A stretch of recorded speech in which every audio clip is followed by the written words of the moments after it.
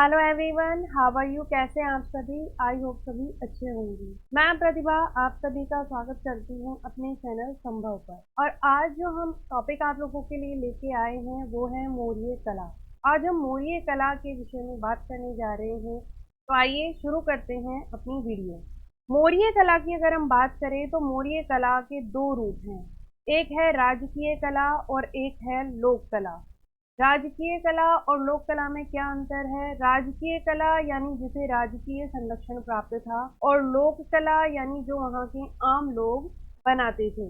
तो इसको हम दो भागों में डिवाइड करके देख सकते हैं मौर्य कला को, राजकीय कला और लोक कला में। राजकीय कला के अंतर्गत जो चीजें आएंगी उनमें राजप्रसाद, स्तंभ, गुहा, स्तूप और विहार, यानी उस समय जो बिल्डिंग्स बनाई गई थी, जो स्थापत्य कलाकृतियां बनाई गई थी और जिन्हें राजकीय संरक्षण प्राप्त था, उनमें ये सब आते हैं। वहीं लोक कला में जो पाषाण कृतियां थी और मृण मूर्तियां थी, यानी मिट्टी से बनी हुई मूर्तियां थी, जो वहाँ के आम लोग बनाते थे, उन्हें हम बोलते हैं लोक कला।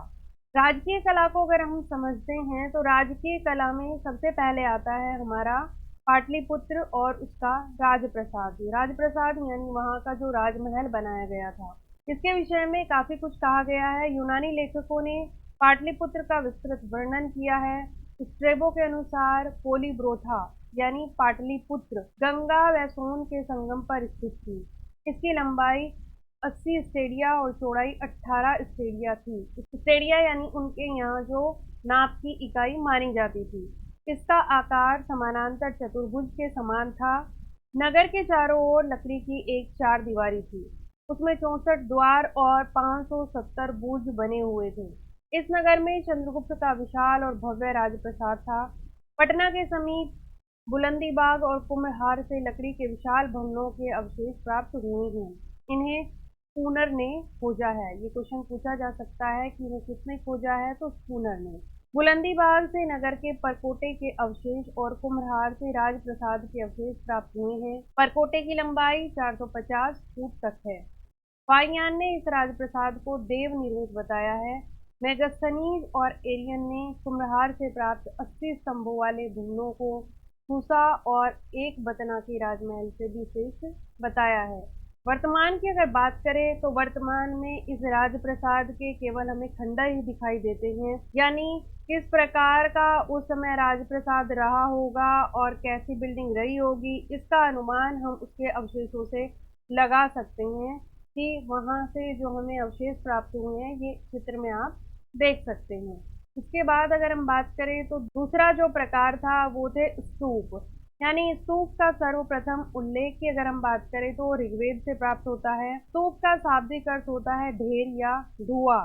क्योंकि यह चिता के स्थान पर बनाया जाता था, अतः इसे चैत्य भी कहा जाता है। स्तूप महात्मा बुद्ध के महापरिनिर्वाण का प्रतीक है। महापरिनिर्वाण सूत्र के अनुसार बुद्ध ने अपने शिष्य आनंद को निर्देश दिया था कि मेरी मृत्यु के पश्चात मेरे अवशेषों पर उसी प्रकार के स्तूप बनवाना जिस प्रकार चक्रवर्ती सम्राटों के अवशेषों पर बनते हैं। महापरिनिर्वाण सूत्र में ही वर्णित है कि क्षत्रिय जातियों ने महात्मा बुद्ध के अवशेषों पर 8 स्तूप बनवाए। फाहियान का कथन है कि अशोक ने प्राचीन 8 स्तूपों को खुलवाकर उनके अवशेषों पर 84,000 स्तूप बनवाए। स्तूप किसे कहते हैं, ये इस आकृति में आप देख सकते हैं कि स्तूप इस प्रकार के ढेर की तरीके से बनाए जाते थे। इसके अलावा अगर हम अशोक द्वारा निर्मित स्तूपों की बात करें तो उसमें प्रमुख है हरहुत स्तूप, बोधगया स्तूप और सांची स्तूप। हरहुत स्तूप अब नष्ट हो गया है। बोधगया स्तूप यह प्राचीन उरुवेला नगर में है। और सांची स्तूप की बात करें तो यह स्तूप अपने अलंकृत तोरणों के लिए प्रसिद्ध है। इन तोरणों का निर्माण सातवाहन शासकों ने करवाया था। रायसेन जिला विदिशा के समीप एमपी में स्थित है। यहाँ से एक बड़ा व दो छोटे स्तूप मिले हैं। मार्शल के अनुसार इस स्तूप का निर्माण अशोक के समय में हुआ था। सारनाथ और तक्षशिला के धर्मराज का स्तूप का निर्माण भी अशोक के समय में हुआ था, जिसे परवर्ती शासकों ने परिवर्तित करवाया था। अगर हम इन्हें चित्रों में देखें तो ये चित्र स्तूप आराधना है, यानी इसमें आराधना की जा रही है और ये भरूच से मिला हुआ चित्र है जो कि अब नष्ट हो चुका है। वहीं अगर हम इस चित्र की बात करें तो ये सांची का स्तूप है कि स्थिति भी कुछ बहुत अच्छी नहीं है, ये भी जीर्ण शीर्ण अवस्था में होता जा रहा है। ये स्तूप है बोध गया स्तूप, जिसमें महात्मा बुद्ध की बहुत बड़ी मूर्ति बनाई गई है और ये उरुग्वेला नामक नगर में स्थापित है। इसके अलावा जो उस समय का स्थापत्य था उसमें स्तंभ आते थे और अशोक ने अनेक स्तंभों का निर्माण करवाया था। ये स्तंभ मौर्यकालीन वास्तुकला का सर्वोत्तम उदाहरण है। फाहियान ने 6 तथा हुएनसांग ने 15 स्तंभों का उल्लेख किया है। ये अशोक स्तंभ चुनार यानी मिर्जापुर यूपी के बलुआ पत्थर से बने थे। इनकी सामान्य ऊंचाई 12 से 14 मीटर है। अशोक के स्तंभों को भी हम 2 भागों में बांटकर देख सकते हैं। एक है लेख युक्त स्तंभ और एक है लेख विहीन स्तंभ, यानी जिन पर लेख लिखे हुए हैं वो लेख युक्त स्तंभ हैं। लेख युक्त स्तंभों की संख्या 10 है, जिनमें प्रयाग स्तंभ, दिल्ली टोपरा, रुमंदी, निगलीवा स्तंभ प्रमुख हैं।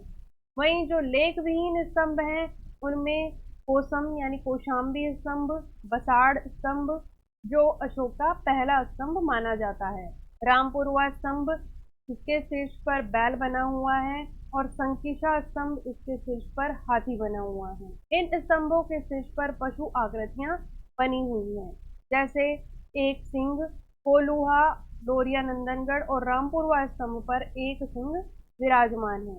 हाथी की अगर हम बात करें तो संकिसा स्तंभ पर हाथी की मूर्ति बनी हुई है।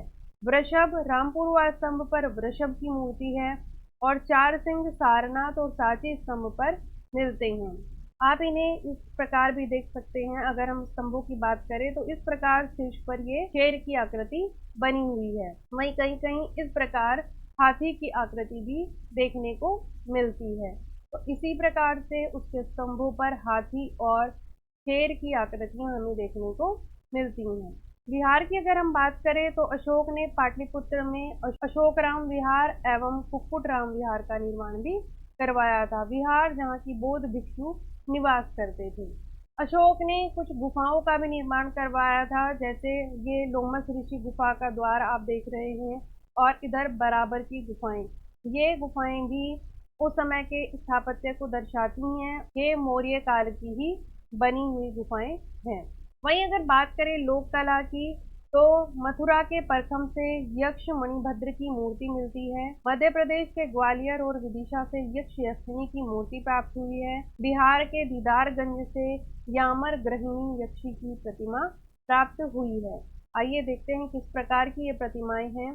तो आप इन चित्रों में देख सकते हैं कि ये यक्षिणी और यक्ष इस प्रकार की ही मूर्तियां वहां से हमें देखने को मिलती हैं, जो कि इनकी लोक कला का नमूना है, लोक कला को दर्शाती है। वहीं अगर हम इसके संदेश की बात करें तो अशोक ने विभिन्न स्थानों पर अपने संदेश खुदवाए हुए थे। इसमें सांची स्तूप की अगर हम बात करें तो यहाँ किसी जीव को नहीं मारा जाएगा और उसकी बलि नहीं चढ़ाई जाएगी। लोग तरह तरह के अवसरों पर तरह तरह के संस्कार करते हैं, यानी ऐसे धार्मिक संस्कारों को करना तो चाहिए पर इनसे मिलने वाला लाभ कम ही है। कुछ संस्कार ऐसे होते हैं जिनसे ज्यादा फल मिलता है। वे क्या हैं?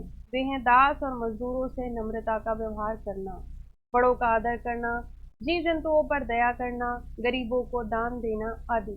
इस प्रकार से उसने अपने संदेश विभिन्न स्थापत्य आकृतियों पर लिखवाए हुए थे और इसका अगर हम सार समझे तो इसका सार सिर्फ एक ही है कि उसने अहिंसा पर बल देना शुरू कर दिया था। जब से उसका कलिंग युद्ध को देखकर हृदय परिवर्तन हुआ था, तभी से उसने अहिंसा के प्रचार और प्रसार पर बल दिया था।